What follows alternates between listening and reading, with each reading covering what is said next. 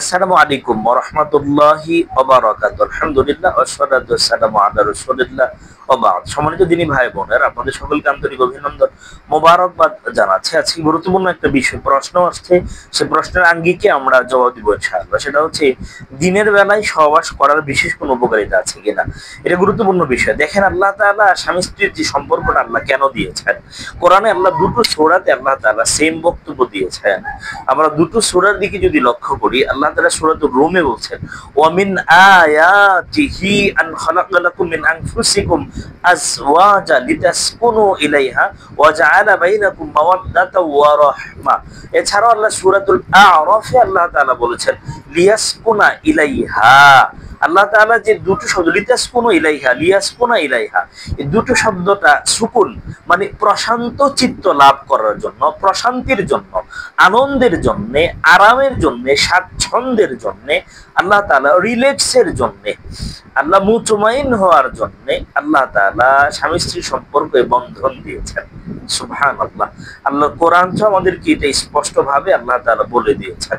এখন স্বামী স্ত্রী একে অন্যের সাথে থাকবে, মেলামেশা করবে, সহবাস করবে, ফিজিক্যাল সম্পর্ক, শারীরিক সম্পর্ক করবে, অন্তরঙ্গ মুহূর্তে যাবে, একে অন্যের থেকে সুখ সম্ভোগ গ্রহণ করবে, প্রশান্ত চিত্ত লাভ করবে, স্যাটিসফাইড হবে।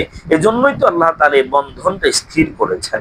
এটা আল্লাহর দেওয়া একটা বন্ধন। রাসূল বলেছেন যে তোমরা একে অন্যকে আল্লাহ তাআলার অনুগ্রহে তোমরা পেয়েছো প্রশান্তি চিত্ত লাভ করার জন্য। স্বামী স্ত্রী থেকে প্রশান্ত চিত্ত লাভ করে, স্ত্রী স্বামী থেকে প্রশান্ত চিত্ত লাভ করে।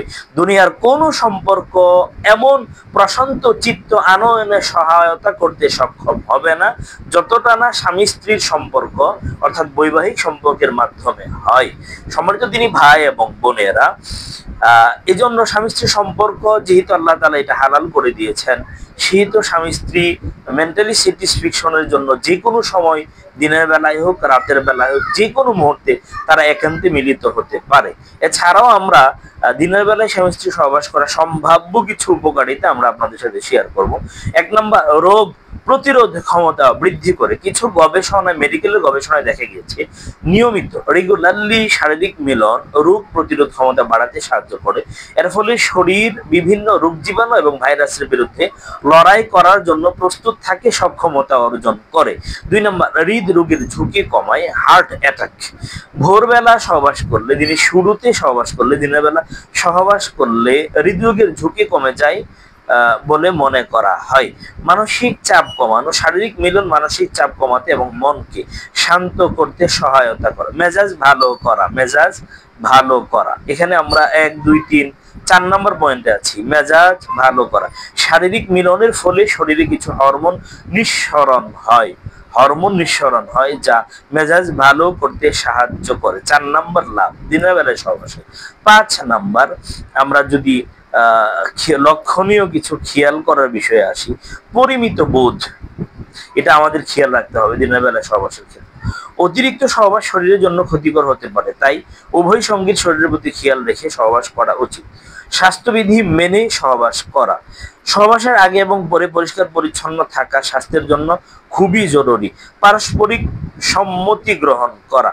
উভয় সম্মতিতে শারীরিক মিলন করা। শারীরিক মিলনের ক্ষেত্রে উভয় সঙ্গীর সম্মতি থাকা আবশ্যক। এতে করে উভয়ের মাঝে মেন্টালি স্যাটিসফ্যাকশন আসে, মানসিকভাবে প্রশান্ত চিত্ত লাভ করতে পারে। সম্মানিত দিনী ভাই এবং বোনেরা, আমরা 4টা উপকারিতা পেলাম দিনের বেলা সহবাস করার।